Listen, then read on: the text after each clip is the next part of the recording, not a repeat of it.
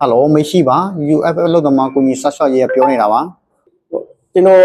ပတ်စပို့နဲ့တင်ခံအလုံလေးထုတ်ခံတော့ကလည်းမရလို့လောသမကူညီဆောင်ရေးအဖွဲ့အားလုံးကူညီပေးကြပါဦးအနေလဲရုတ်တရက်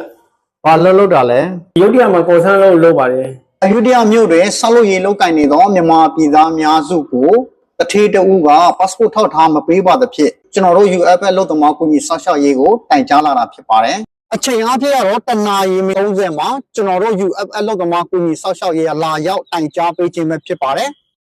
ဒီသတင်းကတော့ဒီလောက်နဲ့ဆုံးသက်ပါရစေ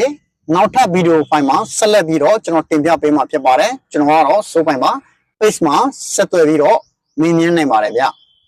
အားလုံးကျေးဇူးတင်ပါတယ်สวัสดีครับ